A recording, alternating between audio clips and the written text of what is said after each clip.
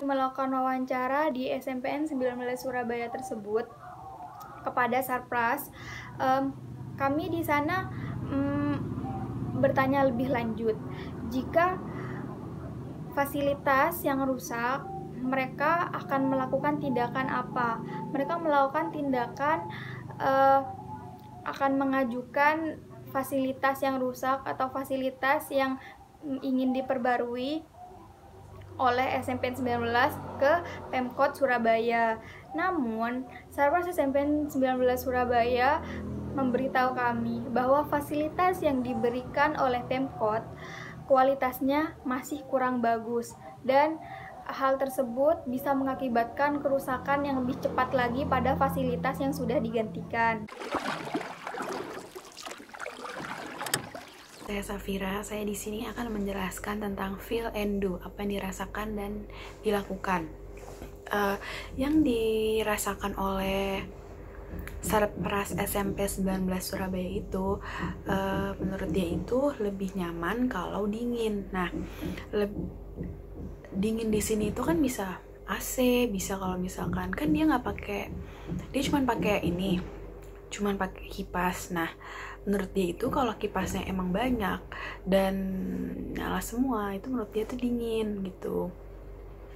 Dan kalau misalkan jendelanya dibuka, terus anginnya kencang, nah menurut dia itu nyaman, lebih nyaman kalau dingin. Nah, kalau AC juga, kalau AC-nya dingin, berarti menurut mereka tuh nyaman. Nah, selanjutnya menurut siswa, fasilitasnya rusak, jadi mereka tuh malas pakai. Karena ya mungkin fasilitasnya udah rusak, jadi kayak udah nggak bisa dipakai lagi gitu. Jadi ya siswanya udah malas-malasan, nggak mau pakai lagi gitu. Terus juga belum diganti-ganti sama sekolah fasilitas itu. Jadi ya gitu. Selanjutnya menurut Radini itu merasa miris terhadap fasilitas-fasilitas yang berada di kota besar. Padahal kan itu kota besar, seharusnya cepat langsung diganti gitu fasilitasnya, tapi ini enggak. Jadi Radini itu merasa miris gitu terhadap ini. Terus selanjutnya, apa yang dilakukan oleh mereka semua? Yang dilakukan oleh Sarpras itu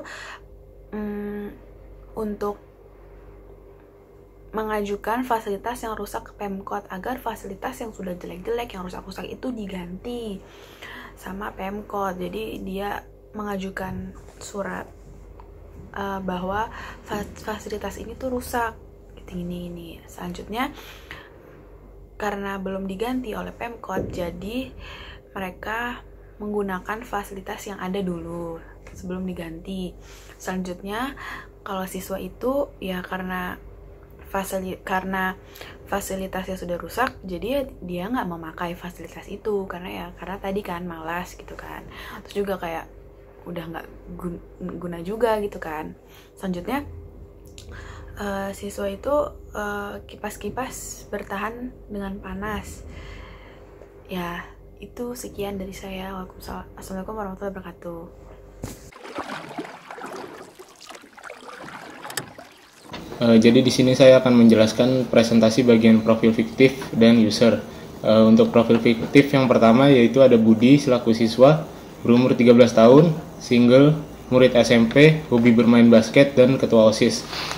Lalu selanjutnya ada Pak Anam selaku Sarpras, berumur 40 tahun, menikah dan mempunyai 1 anak. Selanjutnya untuk user yaitu para pelajar serta pengajar sekolah tingkat SMP dan SMA di Surabaya. Terima kasih.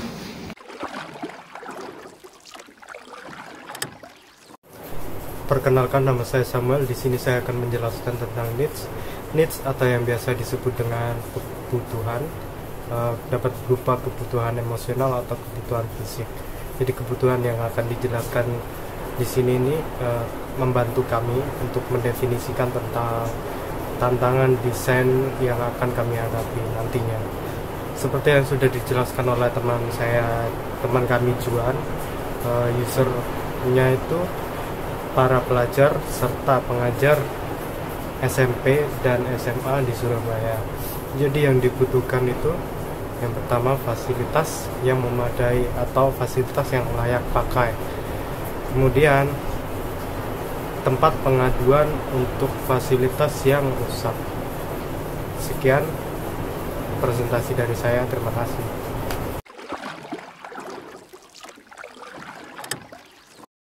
Perkenalkan, nama saya Adrian Hermawan, NRP 005 dari kelompok 3 Design Thinking kelas B. Pada kesempatan hari ini, saya akan menjelaskan mengenai bagian insight pada peta empati kedua.